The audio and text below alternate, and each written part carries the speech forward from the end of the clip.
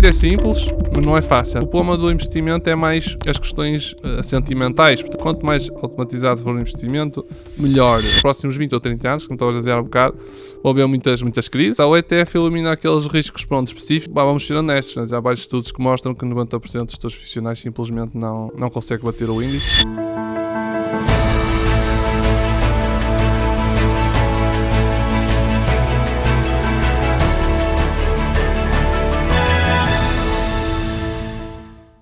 Olá, sejam muito bem-vindos a mais uma XTB Talks. Hoje tenho aqui comigo o Franklin Silva. Franklin, vamos falar aqui um bocadinho sobre gestão de patrimónios na era digital. Bem-vindo, antes de mais. Obrigado. E se calhar começava por falar aqui um bocadinho do teu background, para também tentamos aqui explicar um bocadinho o que é que fizeste até agora, a tua experiência e como é que isso poderá também ajudar os investidores a digitalizar e também, de alguma forma, a automatizar estratégias de investimento. Ok, sim senhora. Pronto, olha, eu fiz mestrado em Finanças na Faculdade de Economia do Porto, depois fui trabalhar para a Golden Wealth Management, que é uma gestora de patrimónios independente, acho que é das maiores, ou a maior mesmo em Portugal neste momento. Estive lá a trabalhar, portanto, 3 anos, 1 ano e meio fui como analista de carteiras, ou seja, trabalhava na área do advising, em que basicamente, portanto, os clientes todos os meses enviavam extratos das suas contas bancárias para um departamento chamado Operações, dentro da Golden. Depois eles reuniam toda essa informação já com um relatório completo, onde nós, como analistas de carteiras, fazíamos as recomendações e tentávamos fazer os ajustes dos pesos da carteira, ou seja, se um cliente tivesse ações a mais que o que deveria ter, de risco exatamente, do cliente, pronto, e nós fazíamos essas recomendações. Sendo que, pronto, às vezes, por certas dificuldades, porque, por exemplo, há certos bancos que não oferecem certos produtos que nós oferecíamos, por exemplo, que nós recomendávamos, e pronto, dificultava um bocado esse processo. Portanto, há clientes que tinham um desvio, enfim, que, pronto, acontecia naturalmente. Pronto, e depois, na segunda metade do tempo em que eu estive a trabalhar, no segundo ano e meio, eu fui analista de fundos de investimento. Portanto, basicamente a minha função era selecionar os fundos, os melhores fundos, e depois exatamente, que eram recomendados aos clientes. Portanto, existia uma folhinha que era o Strategic Asset Allocation, em que nós tínhamos uma lista de fundos e ETFs também, portanto, eram os dois, em que nós recomendávamos aos clientes. E pronto, eu então passei dessa parte de ser equipa de analistas para selecionar os fundos que depois os analistas utilizavam para recomendar aos clientes. Pronto, era assim que... E trabalhavam com várias gestoras, só com uma? Não, muitas gestoras, portanto, aquelas, enfim, havia fundos de todo tipo, portanto, fundos da JP Morgan, fundos da Goldman Sachs, depois fundos de casas mais as boutiques, como o Fundsmith, o Lindcell, pronto, esse tipo de fundos. Eu tinha muitas reuniões por semana, 4 ou 5 reuniões por semana, mais ou menos, ou até mais, às vezes, em que basicamente as pessoas eram os comerciais que vinham dessas empresas, né, tentar vender o fundo, ou seja, mostrar que este fundo gerava mais alta performance face aos que nós já tínhamos, por exemplo, ou então façam um ETF. Faz também um benchmark que tinha, não é? Exatamente, pronto, era tentar vender, explicar o processo, porque havia fatores qualitativos e quantitativos na seleção dos fundos, não é? Pronto, havia a filosofia, o processo de investimento, as pessoas, as comissões eram também consideradas. Pronto, eram certos fatores que depois utilizávamos para selecionar os fundos. Depois havia sempre um comitê de investimentos onde eu participava também, onde basicamente eu apresentava estas coisas que acabei de transmitir, e depois havia a votação, e se fosse selecionado, nós depois, durante a semana seguinte, recomendávamos aos clientes, fazíamos o ajuste das carteiras, sim. E depois, porque é que soubeste sair de lá? Qual é que foi o outro passo? Sei que neste momento tens 2 projetos, não é? Portanto, tens o Edge Over Edge no YouTube. E tens também a Help Choose Me, correto? Exatamente, Help Me Choose, exatamente. Help Me Choose, exatamente.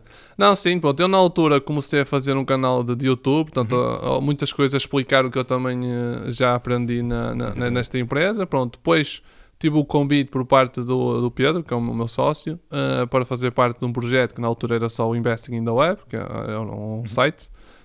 Achei aquilo interessante, aceitei, e é o que tenho feito nos últimos 4 anos. Portanto, depois formámos a tal empresa, Help Me Choose, que é no fundo a empresa-mãe, onde temos vários sites e pronto, o Investing in the Web é um deles. Pronto, desde então, enfim, crescemos, já vamos com uma designer full-time, também com um estagiário recente, analista de brokers, e trabalhamos com mais alguns freelancers também. Okay. No teu canal de YouTube, para quem não conhece, aconselho também a ir ver. falas sobretudo sobre literacia financeira. Portanto, Exatamente. abordas vários temas. Certo. De que forma é que isso também poderá ajudar os investidores a selecionar os melhores investimentos para as suas carteiras? Sim, eu acho que, pronto, aquilo que eu abordo vários temas, eu acho que é um bocado de tentar, no fundo, é tentar pensar fora da caixa. Há várias coisas que eu falo lá, por exemplo, há um vídeo interessante que eu falei relativamente à Europcar, que era uma oportunidade de investimento onde havia um desvio face à... Ou seja, uma ineficiência do mercado, ou seja, uma coisa que não deveria estar a existir. Pronto, onde se podia aproveitar para uma oportunidade, ou seja, o canal teve um bocado também para isso, para as pessoas verem que é possível, há oportunidades no mercado, onde é preciso descobri-las, que obviamente que não há todos os dias, e também a maioria das pessoas não tem dimensão suficiente para as aproveitar, às vezes são coisas de cêntimos, não é?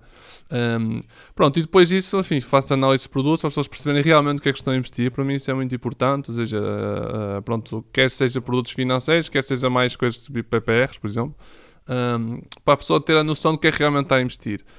E pronto, e muitas vezes quando a pessoa percebe-se onde coloca o dinheiro, muitas vezes acha que, ou seja, faz com que a pessoa pense novamente se de facto é uma boa opção estar a investir no produto simplesmente por causa do benefício fiscal. Portanto, às vezes a pessoa fora consegue fazer melhor.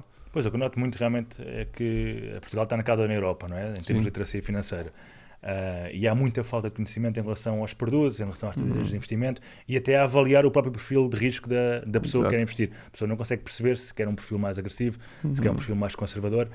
Como é que achas que hoje em dia, que ferramentas, que produtos é que existem para quem realmente quer começar a investir, que não tem grandes conhecimentos, mas quer fazê-lo de uma forma mais automatizada, por assim dizer? Portanto, sem grande conhecimento, mas quer rentabilizar o dinheiro, tem algum dinheirinho de parte que quer rentabilizar a 10 ou 15 ou 20 anos, num horizonte de longo prazo. Como é que achas e o que é que dirias a alguém que está a começar, que tem ali 500 euros, 1000 euros, 1500 euros, algum dinheiro de parte e que quer começar realmente a investir?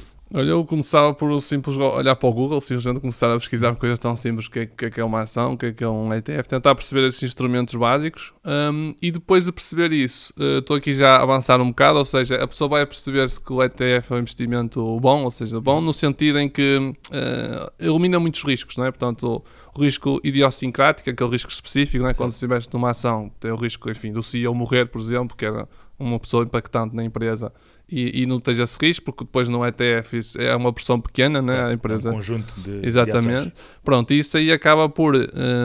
ou seja, eu tentava, lá está, perceber esses conceitos básicos, escolher uma boa corretora, né? Como é o caso do XTB, portanto uma corretora regulada, enfim, que não é... que segura, ou seja, as pessoas bem que está regulada por vários reguladores a nível europeu e não só. Pronto, perceber isso.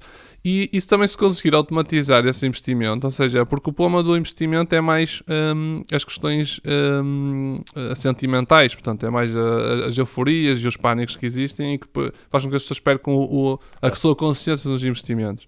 E adotar certos planos em que a pessoa coloca um determinado valor sempre, todos os meses, até de forma a debitar automaticamente da conta bancária, acaba por ser o melhor porque retira esse viés de comportamento. Retirar as emoções do investimento.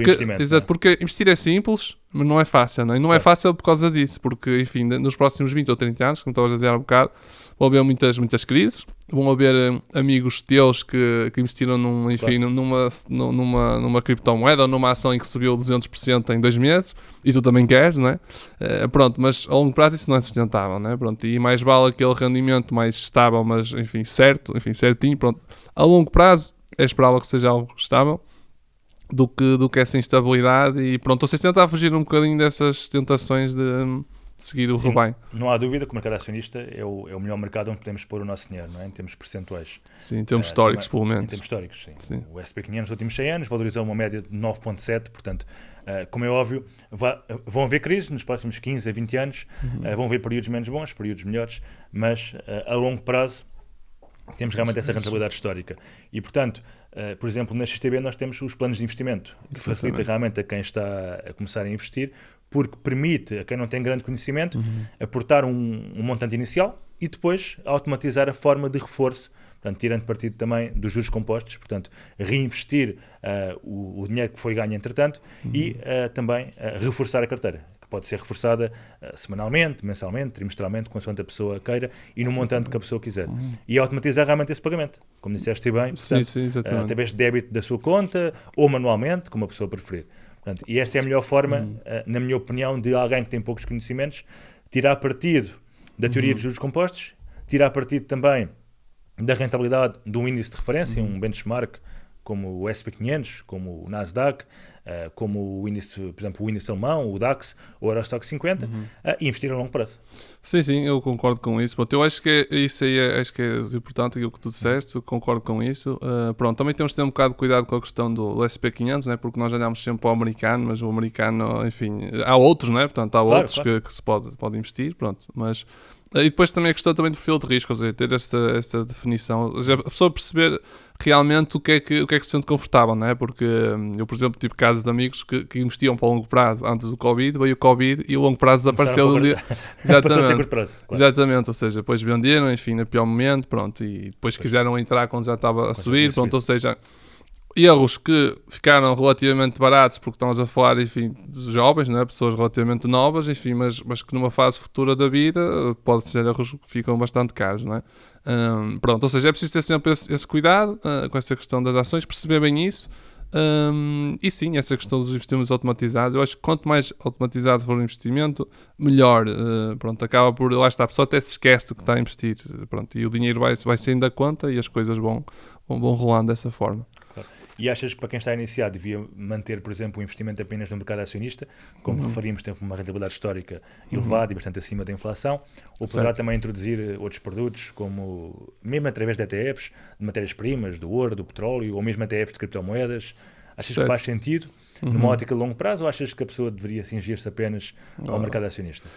Assim, como uma pessoa quando é nova, né, tem um elevado capital humano e tem um baixo capital financeiro, portanto é normal que arrisque mais numa fase inicial, portanto eu acho que deve enveredar por esse tipo de ativo, portanto eu diria mais ações, enfim, pronto, mas isso é um viés mais pessoal, portanto ações porquê? Porque as empresas são o motor da economia, não é? E é natural que as empresas acrescentem um máximo de valor. Pronto, de qualquer das formas, mesmo esses ativos que tu mencionaste, por exemplo o ouro, é um ativo pouco relacionado com as ações e pode lá estar, criar aqui um momento de atenuar um bocadinho variações da carteira e mesmo as obrigações, mas sim, quando a pessoa é nova, eu pessoalmente preferia colocar uma parte significativa em ações, porque acho que isso a longo prazo tem um impacto maior. E lá está. Individuais mesmo? Ou através através de ETFs. Acho que é melhor porque lá está. O ETF elimina aqueles riscos específicos, ou seja, a pessoa não tem que estar a perder tempo a analisar ações. Exatamente, menos tempo e também, vamos ser honestos, há vários estudos que mostram que 90% dos gestores profissionais simplesmente não conseguem bater o índice. E portanto, tu tens o retorno médio, já vais bater a maioria dos investidores. Exatamente. Profissionais e não profissionais. Exato, os dois. Exatamente. Isso.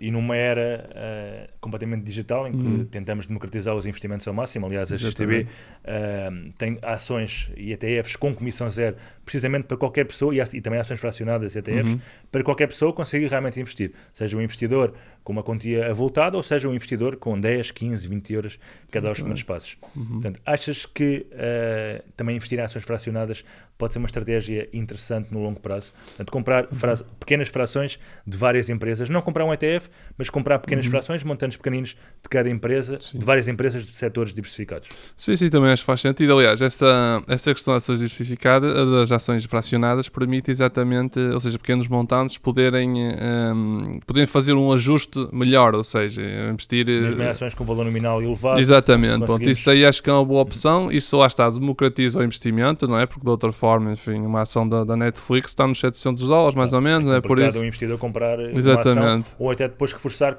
se quiser reforçar com 200 euros não consegue. Pronto, exatamente. A questão das ações fracionadas vieram democratizar muito e permitem, pronto, investir ou seja, com 100 euros tu próprio queres a tua carteira, ou seja, tu podes investir num ETF ou num produto similar ou podes até próprio construir a tua carteira, não é? Pronto, tu não tens de se exigir aos ETFs, pronto. Isso aí dá esse espaço, não é, para isso. Mas sim, acho que ações fracionadas acaba por ser, lá está, se queres investir diversificado em várias ações, diferentes setores e preferes, enfim, para arriscar mais um bocado, portanto, no fundo no ETF, lá está, é um mercado, enfim, queres tentar uma rentabilidade superior, tens que fazer coisas diferentes do mercado, não é?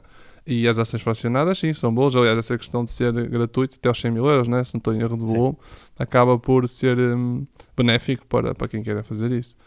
Até 100 mil euros mensais, portanto não se paga comissão, a partir daí há uma comissão a partir desse montante do remanescente dos 100 mil. Portanto, se a pessoa investir 150 mil, sobre os 50 mil há uma comissão, até aos 100 mil não existe, mas portanto, a grande maioria dos investidores praticamente não paga comissões.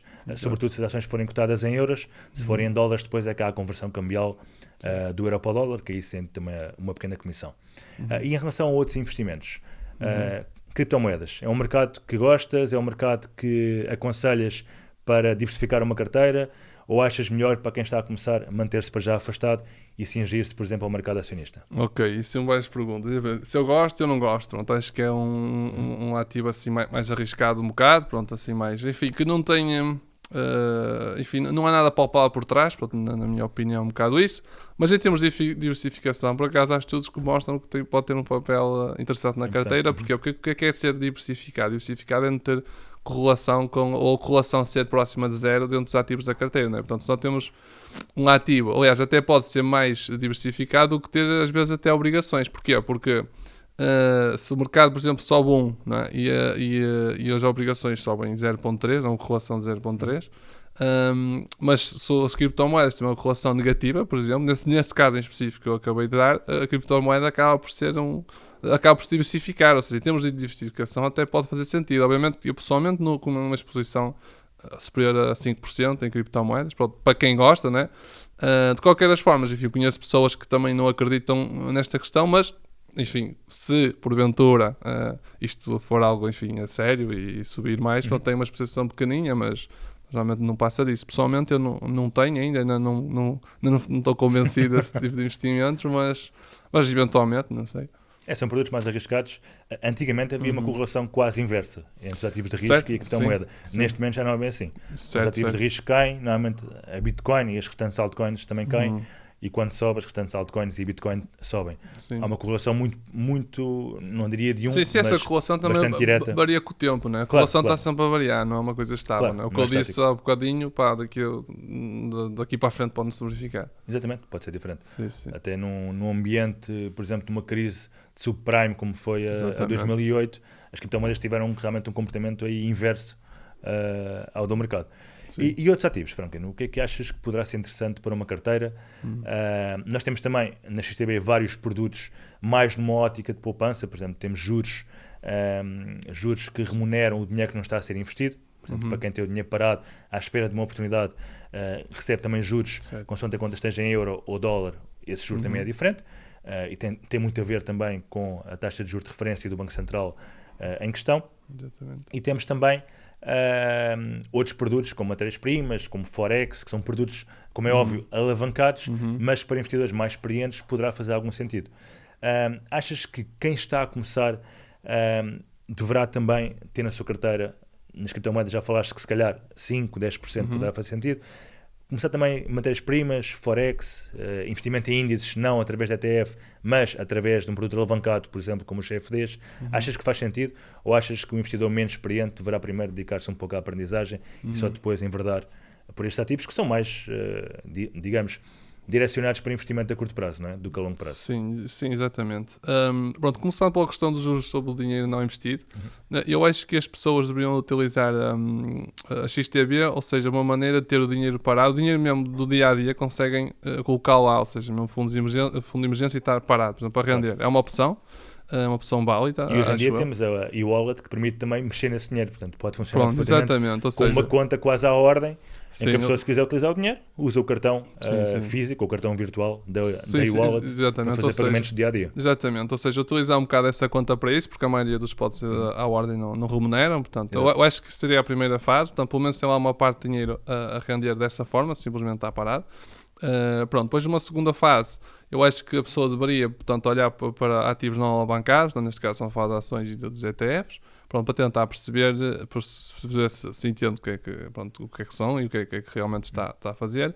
Depois, numa fase posterior, obviamente, se quiserem investir em matérias-primas, em Forex, os CFDs, lá está, é uma ferramenta como outra qualquer, portanto, enfim, é uma ferramenta alavancada, portanto, a pessoa tem que ter essa consciência, não é? Que está a investir em algo que, portanto, se a pessoa está a investir em algo que é 5 vezes alavancado, mete 10, mas na realidade está a investir 50. Pronto, é importante a pessoa perceber isso. Pronto, e lá está, se a pessoa se sente confortável com esse tipo de investimentos, pode, enfim, alocar uma parte a isso, não vejo mal nisso. Aliás, há certos produtos em que o CFDs ajuda, por exemplo, na questão das matérias-primas, é mais fácil investir através do CFD. No teu canal também explicas, falas sobre isso, não? Produtos alavancados, futuros, CFDs? Sim, não, no meu canal não tenho falado muito sobre isso, menciono brevemente para as pessoas percebam o que é que eu estou a falar, portanto, às vezes quando menciono este tema, mas em geral é produtos não alavancados. E pronto, e quando menciono isso tenho cuidado de referir, de repetir que são produtos alavancados e que a pessoa deve ter essa consciência, e pronto, sim. Ok. E em relação à outra questão que coloquei, portanto, numa ótica de curto prazo, Sim. faz sentido, ou pelo menos tu, Franklin Silva, também faz investimentos a curto prazo, Sim. ou só a médio e longo prazo? Sim, eu tenho dos dois, portanto, eu utilizo uma estratégia que é o Core Satellite Approach, que basicamente é metade da carteira está em ETFs, portanto, passiva, nunca toco naquela parte, e a outra metade está Mas tu vais reforçando? Não, por acaso não tenho reforçado, nos últimos tempos não tenho, portanto, eu tenho reforçado mais na minha parte ativa. E pronto, é nessa parte ativa em que faço investimentos mais de curto prazo, não só investimentos, certas convicções que eu tenho, e pronto, e aí sim, aí faço tais os trades, enfim, de curto prazo. Ou seja, quando eu digo curto prazo, não necessariamente comprar e vender amanhã, mas com um período mais curto que aquele que tem na minha parte passiva, pronto. Investimentos mais táticos. Mas aí fazes também em ações, a parte do curto prazo? Sim, aí também faço em ações, exatamente, sim, faço em ações, e também short ações, pronto. Também, pronto, isso também é algo interessante. É uma ferramenta disponível também? Exatamente, a ferramenta disponível na XTB também, mas eu acho que mesmo isso, pronto, a pessoa tem que ter consciência, nesse caso do short selling, que os ganhos estão limitados e as perdas estão ilimitadas, não é? Pronto, é preciso a pessoa ter esse cuidado, ter essa consciência. Mas sim, lá está, eu acho que eu sou o defensor de que eu não sou a pessoa de criticar muitos instrumentos, né? Isto é, por exemplo, uma arma, quer dizer, uma arma é uma coisa boa, uma coisa má, depende, se for para defender já é boa, duas que lhe dás, né? mas se fores para matar uma pessoa só porque sim, é mau, né? Portanto, depende um bocado do uso. Eu, o CFTs, olho para isso da mesma forma, portanto, a pessoa tem que ter consciência, a partir do momento que a pessoa tem consciência e aplica medidas de gestão de risco, acho que é uma opção válida como outra qualquer. E para quem investe mais numa ótica de médio e longo prazo, achas que faz sentido também aplicar algumas medidas de gestão de risco ou simplesmente deixar correr os investimentos? Não, deve aplicar-se a medidas de gestão de risco, porque com o tempo o perfil de risco da pessoa também vai alterando, não é? Imagina, portanto, com a idade. Quem está a ver decide começar a investir para a semana e passado um mês há uma crise qualquer e o investimento começa a cair 10, 15, 20%. Achas que nesse caso a pessoa deveria parar, sair e regressar mais tarde? Ou tendo em conta que é um investimento a longo prazo, deveria manter-se fiel à estratégia e deixar o investimento correr? Da segunda, deveria-se manter fiel à estratégia e deixar o investimento correr, porque lá está, aqui o truque é ser a longo prazo, exatamente, ou seja, é uma questão de ser, bom, como a ideia era a longo prazo, então no longo prazo essas coisas vão acontecer. Sempre com os teus amigos, não é? Portanto, exato, pronto, exatamente, é um bocado como isso, enfim, ter acontecido isso, mas pronto, se investes hoje, daqui a 2 meses está aqui a 20%, tiveste, exato, foi mau timing, pronto, mas a longo prazo esse mau timing, tu em princípio não vais reparar tanto, ou seja, daqui a 20 anos esse mau timing tu já te vais esquecer, e mesmo quando se olha para o gráfico, não é? Depois vês que é um pequeno blipzinho, quer dizer, uma coisa pequeninha, nem notas. Pronto, essa é a expectativa, naturalmente, pronto, mas lá está, a longo prazo isso vai acontecer, é lidar com isso. Claro. E numa ótica de investimento a longo prazo, que outros instrumentos é que achas que poderão fazer sentido? Além, já vimos ETFs, já vimos ações, já vimos que criptomoedas poderá fazer algum sentido. O que é que costumas falar no teu canal em termos de investimentos de médio e longo prazo, além destes que referimos até agora? Sim, também se pode utilizar outros ferramentas, depois REITs também, também se podem também utilizar. Também investes em REITs ou não? Não, pessoalmente eu não invisto em REITs. Pronto, eu não tenho tanta aptidão, eu não gosto tanto de investimento imobiliário. Pronto, é um investimento que mete um bocado de confusão, apesar de, enfim, viver num país onde toda a gente investe, mas eu pessoalmente não gosto, acho que é um bocado... Tipicamente é considerado um investimento mais seguro, não é? Toda a gente quer ter eu acho casa, que é ilusão. Toda a gente quer comprar casas para arrendar. Exato, é um bocado que é a ilusão de ser um investimento seguro, na minha opinião. Acho que é um investimento que tem muitos elevados custos de transação, pouco transparente, pouco líquido. Acho que dá mais problemas do que... Eu acho que o que acontece, que é a ilusão de que é um bom investimento, porquê? Porque é um investimento no fundo também alavancado. A diferença é que não tem um market to market, ou seja, a questão de, por exemplo, nos CFDs, né? Se tu te alavancas 10 vezes e o ativo em que tu investes... Se correres a crédito, não é? Se for com dinheiro próprio... Sim, exatamente. Sim. Eu estou a falar da questão, eu acho que a maioria das pessoas, pelo menos, por empréstimo, é por isso que eu estou pronto a dizer isto, mas lá está. Ou seja, se tu metes 10 mil euros teus e pedes 90 mil emprestados para comprar uma casa de 100 mil, basta aquilo subir para 110 mil, tu dobras o teu capital inicial. Portanto, dá uma ilusão de rentabilidade, né? Que isso não acontece, tu não fazes isso nas ações, porque podes ser liquidado. Né? Pronto, claro. No imobiliário tu não queres liquidado, enquanto tiveres dinheiro para pagar as prestações, estás tranquilo. Pronto. E isso no mercado é diferente. Eu acho que é essa ilusão de que é um bom investimento por causa disso, porque eu acho que se formos fazer bem as contas, aliás, o investimento até no imobiliário, pelo menos residencial, até costuma ser baixo, não é? Portanto, sei lá, à volta de 4, 5% ao ano, não sei, mais ou menos isso. Também porque é uma coisa que toda a gente faz, né? Portanto, é normal, é um investimento um pouco arriscado. Já se formos falar, por exemplo, REITs, por exemplo, de escritórios, já estamos a falar deles já 10, 12%, as coisas... Exatamente, porque também é uma coisa muito mais arriscada aos escritórios, né? E isso viu-se na altura do Covid. É um mercado que, por acaso, nunca explorei muito, as REITs. Sim, mas isso é isso. Mas tens também parte do teu portfólio em REITs? Eu não tenho. Não, pessoalmente não tenho, mas é algo que posso explorar no futuro. Sim. Neste momento não, mas se tu fores ver...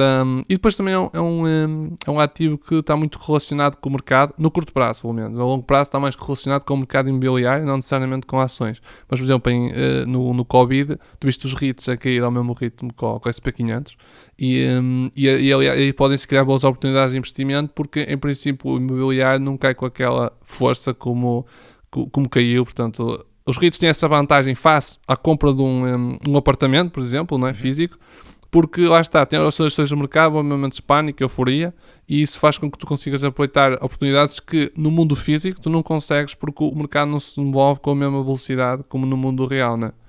No mundo... um bocadinho melhor o que são as REITs, para quem nos está a ouvir. Ok, exatamente. Pode não perceber. Real Estate Investment Trust, basicamente são ativos, tipo ETFs, que agregam um conjunto de imóveis. Pronto, e há REITs que podem ser só, por exemplo, da área do comércio, em que só tem escritórios, podem ser REITs que é só de shoppings, por exemplo, também existem desses, podem ser REITs residenciais, ou podem ser REITs que envolvem uma mistura disto tudo, até hospitais, por exemplo. Basicamente, esses imóveis geram um rendimento para Exatamente, para o fundo, exato. E esse fundo é obrigado a distribuir cerca de 90% do que gera. Também é preciso ter cuidado aqui em Portugal, porque a questão dos dividendos, por causa da dupla tributação, pronto, há REITs de outros, por exemplo, eu acho que os Estados Unidos tem a questão do W8 ban, né? Que a pessoa tem a questão da dupla tributação, mas outros países pode não ter, portanto deve-se ter cuidado com isso, e acaba por ser um peso elevado. Sim, neste TB temos o W8 ban, portanto que é possível o cliente preencher o formulário e beneficiar realmente desse efeito da não dupla tributação. Sim, isso já é preenchido mal lá para a conta, não é? Portanto, é automático, exatamente. Pronto, não é automático, o cliente tem que sempre preencher não, é automático, ou seja, quando quer dizer automático, aparece à pessoa sem a pessoa procurar, é isso que eu quis dizer, exatamente, pronto. Ou seja, isso já é bom porque já alivia estas questões fiscais, exatamente, pronto, isso sem a pessoa ter que fazer quase nada, só tem que assinar um documento, pronto, é relativamente simples. Portanto, os REITs têm que ter essa questão, também tem a questão do dólar, portanto, a maioria deles são americanos, portanto, a pessoa tem que perceber que a rentabilidade que gera é em dólares, e às vezes até mais vale estar na conta parado em euros do que investir nos REITs, né? Porque tens aquele risco cambial, pode não, pronto. Tens a conta em dólares, também é possível. Exatamente, sim, se tivesse a conta em dólares, exatamente. Eu digo isto porque um investidor, neste caso português, né? No fim do dia vai acabar por consumir euros, né? Claro, e não dólares, então como vai ter que fazer a conversão, exatamente. Então tem sempre o risco cambial que não se deve menosprezar, porque as moedas, apesar do euro-dólar, enfim, são relativamente estável, mas ainda tem variações grandes em termos anuais e para a pessoa também ter essa consciência. Mas eu acho que os REITs faz sentido, porque é um rendimento mais ou menos estável, mesmo que o valor do REIT diminua, é um bocado como os ETFs, não é? de distribuição, sim, portanto, sim. O valor do ETF poderá variar com o tempo, mas temos aquele rendimento estável ao longo do tempo e numa ótica de longo prazo, numa ótica de dividendos, faz todo o sentido também ter em carteira REITs ou ETFs de distribuição. Sim, portanto, para gerar um rendimento variável ao longo do tempo, mas constante, não é? Sim, exatamente, ou seja, sim, é sempre mais uma forma, lá está, a questão dos rendimentos também é boa porque acaba por se diversificar, ou seja, a pessoa como recebe rendimentos, não é? Se houver uma queda nos REITs, a queda é inferior, não é? Porque já recebeu parte do investimento Exatamente. que tinha nos REITs. Pronto, Por atenuar um bocadinho. Exatamente, pronto, acaba por sempre por Por atenuar. outro lado, há carga fiscal, não é? E nós estamos a reinvestir Exatamente, os lucros. sim, exatamente. Pronto, tem essa questão da carga fiscal. Pronto, de qualquer das formas também permite fazer para quem não percebe a diferença entre ETFs de distribuição e de acumulação, não é? Exatamente. Os de acumulação não distribuem o dividendo e reinvestem esses dividendos. Exatamente, ou seja, o da acumulação, portanto, as empresas pagam os dividendos e quem organiza o ETF, portanto, é o responsável por reinvestir esses dividendos junto às ações das empresas onde já está investido. Portanto, esse dinheiro nunca chega a entrar na conta do cliente e, portanto, não é tributado. Fica a 100% no ETF, quando na distribuição, lá está, a pessoa já tem que declarar isso no IRS todos os anos. Exatamente. Apesar de ser automático, não é? Portanto, a retenção da fonte é feita no dividendo. Sim, exatamente. Pô, mesmo assim tem que declarar porque é para pagar a diferença, né? E exatamente é isso. Claro. E para uma pessoa que seja um pouco mais velha, portanto, falámos aqui que para pessoas mais novas faz sentido, no horizonte de 20, 25 anos, 30 anos, investir em ações ou ETFs, ou um pouco em ativos mais arriscados, como por exemplo criptomoedas. E se for, por exemplo, uma pessoa com 55 anos, 60 anos, achas que faz sentido ainda colocar algum dinheiro em ETFs a longo prazo ou, dado o horizonte temporal do investimento, portanto, que será um pouco mais curto, se calhar a 5 ou 10 anos, poderia optar por outras opções? É assim, eu continuo a sugerir os ETFs, porquê? Porque os ETFs simplesmente um veículo de investimento, né? Nós temos milhares de ETFs diferentes, ou seja, há ETFs de ações e há ETFs também de obrigações, né? Pronto, ou seja, e de obrigações com maturidade mais baixa. Portanto, maturidade mais baixa quer dizer que são menos sensíveis a alterações da taxa de juros, não é? Pronto, quanto mais baixa for a chamada duration, que basicamente pronto, é a sensibilidade do preço da obrigação. Queres explicar um bocadinho o ETF da obrigação, para quem não sabe? Sim, pronto, o ETF da obrigação, o que é que faz? O estilo é o mesmo que o ETF de ações, portanto, o ETF da obrigação vai investir em obrigações, tanto em dívidas pode ser de governos, como pode ser de empresas, e dentro das empresas pode ser empresas mais arriscadas, exatamente, um rating mais baixo, mesmo dentro dos governos também pode ser países emergentes, por exemplo, portanto, existem vários tipos de obrigações. Em geral, por definição, uma obrigação é menos arriscada do que uma ação, não é? Pronto, é isso. Portanto, as oscilações são menores, em caso que corra mal. Bom, para além disso, também tem um rendimento associado, né? Portanto, os cupons, enfim, que depois é pago. E como tem menos oscilação, acaba por ser a partir de se não houver nenhum default por parte ou do país ou da empresa cuja obrigação é detida por esse ETF, à partida temos sempre, na maturidade, receber o cupom, não é? Exatamente, sim. Recebe sempre... variar é o preço da obrigação, não é? E daí influenciar o preço do ETF. Exatamente, porque o objetivo do ETF é manter sempre um determinado tempo, ou seja, uma determinada duration, o tempo médio das obrigações todas do ETF, ou seja, é tentar, por exemplo, ter uma maturidade média de um ano. E sempre que uma expira, né, uma matura, uma obrigação, ele tem que arranjar outra que mantenha o equilíbrio do portfólio do ETF. Portanto, um ETF não... maturidade. Sim, as obrigações nunca vendem antes. Exatamente. Pronto. A ideia é manter as obrigações até à maturidade, mas o ETF nunca acaba, não é? O ETF está sempre a renovar, portanto, sempre para manter o seu objetivo de investimento. Quando chega à maturidade, vai arranjar umas novas. Exatamente, você está constantemente neste rollover. Pronto, ao contrário de uma obrigação direta em que tu, sei lá, recebes 4% ao ano durante 5 anos, tu vais receber esses 4% mais o montante que colocaste lá, se não houver falência, como é óbvio, e pronto, e termina aí. Ou seja, nos ETFs de obrigações já há variabilidade, ok? Portanto, apesar da obrigação ser algo mais seguro do que as ações, continua a estar sujeito a variações, quer para cima, quer para baixo, pronto. E é preciso ter essa consciência, como aconteceu em 2022, quando se começaram a subir as taxas de juros, que o ETFs a cair mais de 20% de obrigações. Porquê? Porque tinham maturidades muito longas.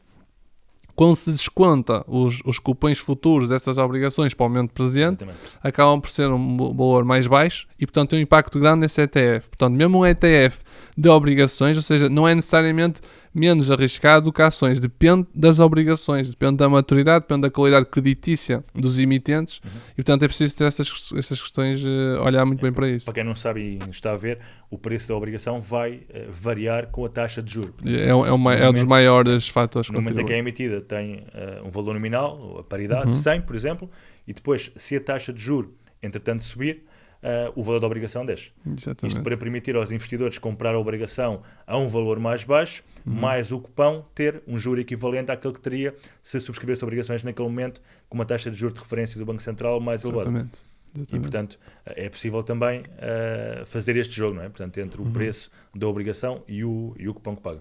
Exatamente, sim, ou seja, as obrigações têm esse mecanismo que lá está, se as obrigações atuais pagarem mais, Claro. os atuais, quem já tem... Tão interessantes, não é? Exatamente, pronto, é um mecanismo de ajuste. Isso aí também funciona ao contrário. Ou seja, se desce, também o preço vai subir e, portanto, uma pessoa até pode acabar por vender uma obrigação, por exemplo, até antes da maturidade, porque até é vantajoso. Então, um preço mais elevado. Exatamente. Até no momento atual de cenário de cortes nas taxas, quem subscreveu obrigações, por exemplo, há 2 ou 3 meses atrás, daqui a uns meses, certamente o preço da obrigação estará ainda mais elevado. Sim, é possível. Temos de ver sempre a questão daquilo que o mercado espera versus o que é que acontece, né? Portanto, o mercado pode já estar a descontar este cenário, mas em princípio, sim, uma descida influencia. Pois, neste caso já se espera, porque a inflação já acima, mas às vezes e, pode cair mais do que se o mercado espera que as taxas de juros caiam lá, sei lá, 50 pontos base, por exemplo, né, 0,5%, se cai mais, portanto, vai ter um impacto positivo nas obrigações, que é o contrário daquele que teve há uns anos. Portanto, em 2022 caiu muito, pode subir muito agora no futuro. Aliás, e quanto mais longa for essa maturidade, mais impacto tem uma descida das taxas de juros. Portanto, existem ETFs, eu estou investido num que está ligado a isso, que é um ETF do TLT, portanto, obrigações dos Estados Unidos, do governo dos Estados Unidos, que tem uma duração muito grande e, portanto, uma descida eventual da parte longa da curva tem um impacto significativo, pode subir a volta de 17%, de acordo com os últimos dados que eu... É bastante. Muito bem. E já falámos aqui então de vários ativos, de vários tipos de estratégias. Numa era digital em que estamos, o que é que achas que poderá acontecer daqui para a frente? Estamos, portanto, no momento atual, num cenário de cortes de taxas de juros, portanto, tanto a Fed como o BCE mais rápido neste momento que a Fed, ao contrário do que aconteceu quando foi para aumentar. O que é que achas que poderão ser bons investimentos daqui para a frente? Portanto, estamos com a inflação já a baixar, na zona euro abaixo dos 2%, apesar da inflação subjacente estar ainda acima. Nos Estados Unidos também a caminhar para o target da Fed, apesar também da subjacente estar um pouco acima do target, também já caminha em direção ao target dos 2%. O que é que achas que poderá fazer sentido para quem quer começar agora a fazer investimentos? Achas que as ações vão continuar a subir num cenário de cortes de taxas, que é favorável supostamente para o mercado acionista? Achas que poderão haver outros instrumentos mais interessantes? O que é que achas do ouro também, que está realmente uma tendência de subida fortíssima, está em máximos históricos? Sim, pronto, eu acho que num cenário de queda de taxas de juros é bom investir naqueles instrumentos que em princípio beneficiem disso, né? Pronto. Deste aí, por exemplo, o exemplo do ouro, sim, em princípio o ouro tem essa vertente, ou seja, quando as taxas de juros estão a cair, o ouro fica mais atrativo, né? O ouro é um ativo que não paga rendimento, mas tem a questão de diversificação, a questão também de não ser um ativo de refúgio, e, portanto, em momentos de mais pânico do mercado, digamos assim, momentos de incerteza acaba por subir muito. Aliás, pode estar a subir por causa disso, e de certa forma o mercado pode estar a antecipar até temos o dólar a valorizar nas últimas 2 semanas, e a perspectiva de cortes nas taxas por parte da Fed mantém-se. Portanto, espera-se que a taxa de juros continue a cair, mas o dólar está a valorizar. Portanto, é um comportamento diferente daquilo que seria expectável, teoricamente. É? Sim, teoricamente. Mesmo com o dólar a valorizar, o ouro continua a disparar. Exatamente, pronto. Ou seja, pode haver mais fatores para além da simples queda das taxas de juros, não é? E com certeza que haverão. Depois, relativamente às ações é sempre um mix, ou seja, portanto, nós sabemos que o preço da ação utiliza-se aquele modelo de discounted cash flow, portanto, descontar os cash flows futuros para o momento presente para tentar calcular o valor intrínseco da ação.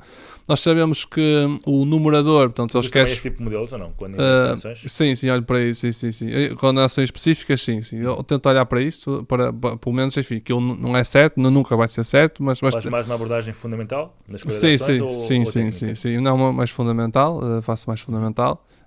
Mas pronto, mas então as ações, existe um mix aqui, portanto, o numerador e o denominador, né? Portanto, as ações, o denominador acaba por ser a questão das taxas de juros, portanto, se as taxas de juros descem, em princípio, o resultado final, fazendo desse DCF, né? Desconto de cash flows, acaba por ser um valor superior, mas também depois depende das indústrias, né? Portanto, há indústrias que são mais sensíveis, por exemplo, a questão das utilities, novamente, são empresas que são menos suscetíveis a esse tipo de variações, portanto, acaba por ser mais exato, defensivo, portanto acabam por sair de forma de forma sorrateira, né, dessa questão. E acaba por ser um bocado aí. A mesma questão também das obrigações, portanto, obviamente que a perspectiva futura para as obrigações é menos boa, né, se continuar esta queda, portanto no futuro quem quiser, sendo que quem detém atualmente pode beneficiar ainda mais, né, porque lá está, mais uma vez o preço da obrigação sobe quando as taxas de juros descem. E pode ter um impacto positivo nas carteiras dos clientes, quem tem esse fazer-se das obrigações até antes da maturidade e aproveitar realmente exatamente, essa valorização. Exatamente, sim.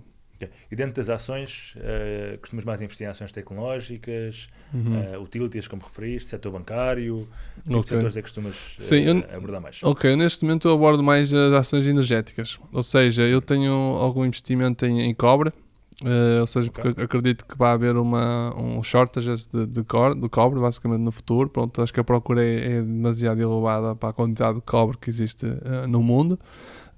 Também na questão nuclear, portanto, também tem investimentos nuclear, ou seja, neste caso o investimento não é numa empresa, mas é numa... Ou seja, é numa empresa, mas que simplesmente... De urânio? Sim, que armazenam urânio, pronto, e é o que é aquela que eu tenho.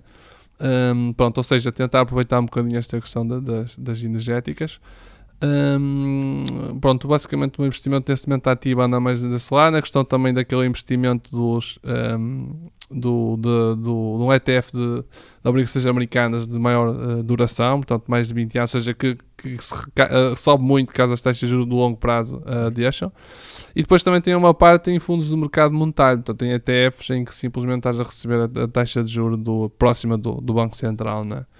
Que é semelhante a ter o dinheiro parado exatamente, receber os juros sobre o valor não investido, exatamente. Okay. Qual é que achas que daqui para a frente é o caminho das corretoras? Portanto, temos assistido realmente, começámos já há alguns anos com a Robinhood, não é? Portanto, com este modelo de oferecer o investimento, democratizar o investimento para os pequenos investidores com ações a comissão zero. Entretanto, várias corretoras, incluindo a XTB, adotaram também esse modelo.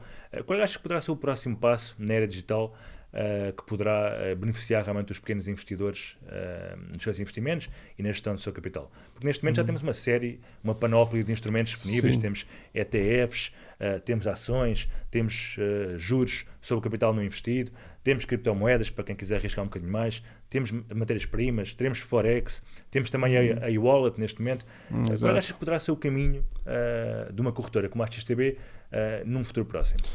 Eu acho que o caminho, pelo menos a tendência que se manifesta em algumas corretoras, incluindo a XTB, é um bocado para se tornar um banco, ou seja, começaram com uma questão de fintech, ou seja, mais banco digital. Exatamente, do banco digital, ou seja, começaram com a questão da corretagem, né, de permitir as pessoas transacionar mais ativos financeiros. E isso atraiu muita gente, porque enfim, era de uma maneira gratuita, era muito fácil, através de uma aplicação, algo que os bancos tradicionais era um bocado arcaico. Portanto, eu estou a comprar, lembro quando comecei a investir, eu utilizava também um banco e as coisas eram um bocado arcaicas. Eu quando comecei a instalar estas aplicações, como a XTB, as coisas continua a ser um bocadinho arcaicas. Exatamente, ainda continua a ser. Eu é que já há alguns anos que não lido com isso, porque já tenho investimentos, não é, nestas fintechs, portanto, mas eu sei que continua a ser um bocado arcaicos. Pronto, e depois com estas introduções, como estás a falar da e-wallet, acaba por já começar a ficar mais próximo do banco digital, ou seja, já introduzir contas, lá está um bocado contas à ordem, enfim, não é bem esse nome, mas pronto, esse tipo de produtos. E eu acho que eventualmente isso depois pode levar até a questões de empréstimos, já começar a fazer empréstimos, pronto, acho que isso pode chegar a esse ponto. Ou seja, começar por uma coisa simples que atrai muita gente e que seja moderna e depois utilizar essa modernização para outras áreas. E aos bocadinhos indo apanhando os vários segmentos dos bancos e chegar ao ponto de fazer mesmo concorrência direta com os bancos que temos a nível nacional. Portanto, eu acho que é esse caminho. Concordo contigo, acho que esse realmente poderá ser o caminho. Agora, também acho que de alguma forma poderá afastar aqui um pouco o público mais velho, não achas? Portanto, o facto de cada vez ser mais digital, online e menos pessoal, não achas que poderá afastar também aquele público mais velho e que muitas vezes também é aquele que, por razões de própria natureza, tem mais capital para investir, não é? Certo. Procurarão, Sim. se calhar, um banco Sim, mais tradicional, onde vão ter com o gestor de conta, onde os aconselha sobre investimentos, sobre produtos, sobre onde é que poderá colocar o seu dinheiro. O facto também de modernizarmos demais e digitalizarmos demais os investimentos poderá afastar um pouco esse público. Certo, exatamente. Pronto, eu acho que esse público, por natureza, não procura esse tipo de coisa, ou seja, já por eles não procuram, gostam de ver as coisas fisicamente, assistir a um escritório onde possam falar com alguém, né? Pronto, acho que valorizam isso. E é por isso que mantemos também presença em vários países, não é? Exatamente, pronto, isso é algo, pronto, que se destaca bastante das outras corretoras. Aliás, a XTB penso que é a única que tem mesmo uma sucursal em Portugal, portanto isso aí já distingue muito de todas as outras corretoras existentes. Pronto, mas eu também, nessa questão das pessoas mais bestas, elas por natureza também são menos mais avessas ao risco, portanto eu não sei até que ponto é que uma corretora, enfim, conseguiria apanhar esse tipo de público, também já é mais velho, já quer investir em coisas menos arriscadas. Eu acho é que depois a transição desta transferência de riqueza, né, que vai haver dos boomers para os millennials, aí sim, ou seja, eventualmente esse montante que as pessoas têm, essas poupanças criadas, acabam por chegar a plataformas como a XTB através das gerações mais novas. Eu acho que sim, isso vai acontecer. Obviamente que, lá está, atrair diretamente essas pessoas é difícil. É difícil porque as pessoas nem sequer têm contacto com este tipo de plataformas, ou seja, muitas vezes nem recorrem ao Google, por exemplo, né? Claro. Que é onde as pessoas encontram a maioria das coisas. Portanto, eu acho que no momento desta transferência da riqueza, não é? Como já se fala isso há algum tempo, acho que aí é que sim pode haver um crescimento exponencial de ativos sob gestão dentro das corretoras. E fará sentido, por exemplo, termos um género de um robô advisor em que a pessoa responde uma série de perguntas e dá-nos ali uma sugestão de investimentos para a nossa carteira. Tu que trabalhaste e tens experiência nessa área, poderá fazer sentido, por exemplo, perguntar desde a idade, ao perfil de risco, se quer estar exposto mais à tecnologia ou ao setor bancário, qual é que é o máximo de risco que está disposto a ter na sua carteira, qual é que é o horizonte temporal, tudo isso, e definir uma estratégia de investimento automática. Achas que isso é um pouco arriscado? Faz sentido? Não faz sentido? Qual é que é a tua opinião? Eu acho que faz sentido. Na questão do risco, enfim, vai sempre depender do perfil de risco, portanto, isso depois depende de cada pessoa. Portanto, o que a pessoa definir, o resultado que der desse questionário, né, como estás a falar, acaba por ser o adequado para a pessoa. Portanto, eu acho que essa questão do risco, enfim, é pouco arriscar na perspectiva da pessoa, né? Portanto, aquele é o nível de risco dela. Pronto, eu acho que sim, acho que isso faz sentido, ou seja, essa questão do robot advisors ou produtos semelhantes. Lá está, faz sentido. Porquê? Porque a maioria do investimento, lá está, acho que uma vez vi um estudo sobre isso, que era 80% do investimento estava ligado com questões emocionais, não é? E quanto mais automatizado tiver esse processo, mais melhor acaba por ser, pronto, as coisas acabam por fluir de forma mais natural. Por exemplo, eu dou um exemplo, por exemplo, eu ajudo a minha irmã nessas questões e a minha irmã não quer saber disso, não quer saber essas coisas. E ela já há cerca de 2, 3 anos que nem pergunta, portanto os investimentos estão ela a correr exatamente, não faz pergunta. Exatamente, é como se não existissem. E parece que não. Essa é a melhor abordagem. Exatamente, essa é a melhor abordagem, a pessoa não tem que se preocupar, enfim. E quando se tem coisas como os planos de investimento, em que a pessoa consegue fazer isso, ela está até tirando o dinheiro, ou seja, a pessoa nem tem que todos os meses ir lá fazer transferência, o dinheiro é retirado, ou seja, a pessoa esquece, quase literalmente que se esquece daquilo, né? Portanto, eu acho que isso é muito bom para o longo prazo. Mas a ideia é essa, precisamente, não é? Exato, ou seja, a ideia é essa, exatamente, é a pessoa se esquecer um bocadinho que os investimentos estão a correr e pronto, isso no longo prazo eu tenho, ninguém sabe o que vai passar, como é óbvio, mas é quase certo que isso vai dar bom resultado. Okay. E planos de investimento, por exemplo, para ações, faria sentido? Em vez de ETFs? Sim, então também faz sentido. Exatamente. Lá está. A pessoa, se tiver bem definido a pressão que quer ter em cada empresa, depois pode utilizar o mesmo mecanismo para fazer isso. Ou seja, tem espaço para fazer ambos, né? Para ter uma parte mais passiva, uma parte mais ativa, ou só passiva, ou só ativa, enfim, depois depende de cada pessoa. Mas sim, é uma ferramenta boa para isso, especialmente com a questão das ações fracionadas. Né? É isso que permite fazer essa realocação, caso contrário não seria permitido. Uma questão de curiosidade, Franklin. Tu, quando fazes as tuas análises, encontras 4 ou 5 ações de um setor interessantes, com elevada capitalização, líquidas. Como é que depois escolhes entre essas 5 ações, ou 4 ou 3, o que for, qual é que vais incorporar no teu portfólio?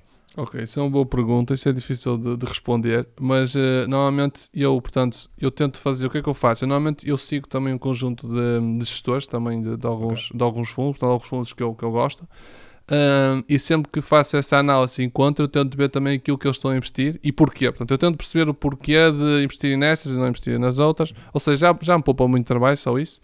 E pronto, e depois a partir daí, enfim, tento comparar, enfim, tentar aquelas pelo menos alavancadas, por exemplo, em geral evito empresas muito alavancadas, também depende dos setores. Em relação à dívida, mas olhas também para rácios fundamentais, tipo PERs, Sim, sim. Price to Book Value. Sim, eu olho para mais coisas ligadas com o free cash flow, não é? O price to free cash flow, por exemplo, porque lá está, o que interessa é o dinheiro entrar e sair, enquanto que esses rácios são importantes também, mas podem ser manipulados no fim do dia, não é? Pronto, são rácios mais contabilísticos, digamos assim, e então eu evito esses, portanto, tudo o que seja relacionado com o dinheiro, eu gosto de ver numa empresa que tem dinheiro a entrar todos os trimestres, né? Pronto, e olho para isso. E pronto, isso influencia na minha decisão, sim, acho que é aqueles que mais olho. Depois também tem essas questões, como estás a falar, do PER, portanto, esses mais tradicionais, que não dizem a história toda, mas ajudam sempre, se for para... se tiverem dúvidas, né, posso utilizar isso para fazer a escolha. O Stock Screener faz sentido, portanto, para quem não tem grandes conhecimentos fundamentais, há uma ferramenta mais ou menos automática que permite, Sim. portanto, consoante os vários critérios que definirmos, selecionar ali um conjunto de ações que podemos depois de ver individualmente. Costumas usar este tipo de screeners? Achas que faz sentido? Não faz? Na XTB nós temos dois, como sabes, portanto, um para ações e um para ETFs. E eu acho que pode ser também uma ferramenta útil para quem não tem grandes conhecimentos fundamentais. Certo, eu acho que sim, acho que é uma boa ferramenta para fazer uma filtragem. Portanto, nós no fim existem milhares de ações, não é? Enfim, centenas também de ETFs, e acho que uma filtragem inicial, para ficares com pelo menos dezenas delas, acho que é importante, pelo menos tens ali alguma visão, um overview importante. Mas tens logo ali a partir de algum cartão vermelho, por exemplo, empresas de mercados emergentes eu não invisto, Sim. Empresas com market cap inferior a X eu não invisto. Há assim algum cartão vermelho que tenhas à partida? Sim, por exemplo, eu evito empresas chinesas normalmente, porque simplesmente porque tu não estás realmente a investir. Estejam cotadas via ADR no... Sim, exatamente, porque tu realmente não estás a investir na ação, né? Estás a investir num papel, né? No tal ADR, que aquilo não é bem o produto. Eu evito esse tipo de empresa, e depois existe muito risco político. Portanto, da mesma forma que existia nas ações russas, que depois da guerra da Ucrânia, quem tinha ações russas ficou sem nada, ficou bloqueado, né? Portanto ainda está bloqueado, enfim, não sei quanto tempo é que isso vai demorar a desbloquear, mas existe esse risco também na China, pronto, e esse é um risco, pronto, que me deixa desconfortável, apesar do potencial das empresas chinesas. Portanto, se fosse por uma perspectiva puramente de negócio, né? Eu investia numa Alibaba, numa Tencent, porque achava que era um bom investimento, mas dado essas questões políticas eu não me sinto muito confortável, portanto isso aí seria uma linha vermelha. E depois, pronto, enfim, a questão desses indicadores, por exemplo, um PER, enfim, não quero, ou por exemplo, um price to pode ser o price to earning ratio, por exemplo, acima de 50 também é muito elevado, enfim, mais do que 30 também, pronto, assim um bocado desconfortável, mas lá está. Também sempre comparando com o setor. Pois, o problema é exato, comparado com o setor, porque assim, há empresas que já por si têm um premium natural. As empresas de IA neste momento estão todas com um PER elevadíssimo. Pronto, exatamente, e mesmo a questão, por exemplo, a questão da Nvidia, por exemplo, nós olhamos pelos pontos fundamentais que acabámos de mencionar, aquilo está caríssimo em praticamente todas as métricas. O único que não está caro é pelo PEG, não é? Que é o price to earnings a dividir pela taxa de crescimento. Pronto, eu sei que esse rácio está inferior a 1, portanto, por esse rácio está barato investir na Nvidia, mas é o único, ou dos poucos que eu conheço em que está barato. E depende, lá está, se a empresa conseguir manter este ritmo de crescimento, enfim, que eu duvido porque ela já está numa animação grande e também já começamos a ter concorrência, né? É difícil manter taxas de 50% ao ano durante os próximos 10 anos, quer dizer, né? Quase não dá. Tinha que começar a vender já extraterrestres, né? Já não havia pessoas, já não havia empresas para vender. Mas pronto, tirando isso, portanto, sim, acho que, pronto, nesse caso é uma empresa acho que é cara, mas pronto, olho para esse tipo de raça, enfim, isso são coisas mais alarmantes. Até a Nvidia, em princípio, não é aparecer no meu resultado screening, né? Pronto, é um exemplo disso, a Tesla também não, por exemplo. Pronto. Muito bem. Acho que para terminar, Franco, só não falámos aqui da análise técnica. Não é uma ferramenta que usas muito, mas achas que faz sentido? Achas que um analista que tome decisões, ou um investidor que tome decisões só com base num gráfico, poderá tomar decisões acertadas? Sim. Achas que não? Deve haver sempre uma componente fundamental na tomada de decisão, porque a nossa plataforma, por exemplo, tem montes de indicadores técnicos, ferramentas de price action para analisar os gráficos de vários ativos. falemos de uma ação, do ETF, de uma commodity, do índice, do que for. A análise técnica faz sentido na tua opinião? Ou é um bocadinho uma bola de cristal? O que achas? É assim, análise técnica pode ser, isto depende, a análise técnica funciona conforme as pessoas acreditem, né? Portanto, se toda a gente acreditar na análise técnica, ela vai funcionar, né? Porque os comportamentos de compra e venda das ações serão influenciados por isso. Pronto. Agora, a análise técnica para mim deve ser sempre utilizada em conjugação com a análise fundamental e acho que tem porque assim, a análise técnica, quer gostemos ou não, funciona em certos casos, pronto, acho que funciona, e pode ser um bom indicador para momentos de entrada ou até de saída. Portanto, a análise fundamental diz, ok, olha, deves investir nesta empresa, okay. E depois a análise técnica diz, opa, deves comprar a este preço. Ou seja, tentar aqui fazer um bocado estes... Mas costumas usar ou não?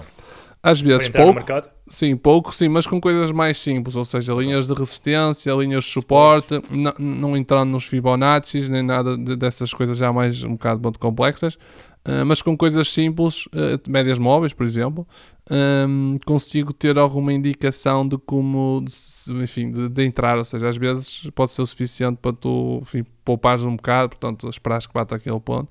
Pronto, em geral, mas 90% é análise fundamental, sim. Ok.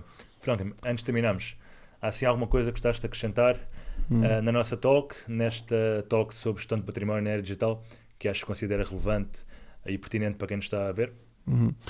Não, enfim, o que eu tenho a dizer é reforçar o que nós dissemos relativamente ao investimento automatizado. Portanto, eu acho que as pessoas devem ter esse, pelo menos na parte, lá está, na componente de longo prazo, devem ter o mais automatizado possível. Se existem plataformas como a XTB que permitem isso, exatamente, se existem plataformas como a XTB que permitem isso, força, aproveitem, porque é ótimo. Essa questão de tirar dinheiro da conta é uma coisa, pelo menos, inovadora. Não tenho muito conhecimento que isso aconteça de outros lados, por isso acho que sim, aproveitar muito essa parte. E depois, claro, se a pessoa, enfim, quer experimentar outras coisas e quer tentar ter uma rentabilidade um bocadinho superior, pode experimentar outras coisas, como matérias-primas, as ações individuais, em Forex, etc. Ok. E vejam os nossos vídeos também que estão disponíveis na nossa plataforma. Tem lá muita informação gratuita, informativa, para aprenderem sobre os vários tipos de instrumentos. E despeço-me então. Franklin, foi um gosto. Ok, obrigado. E vemos então na próxima talk.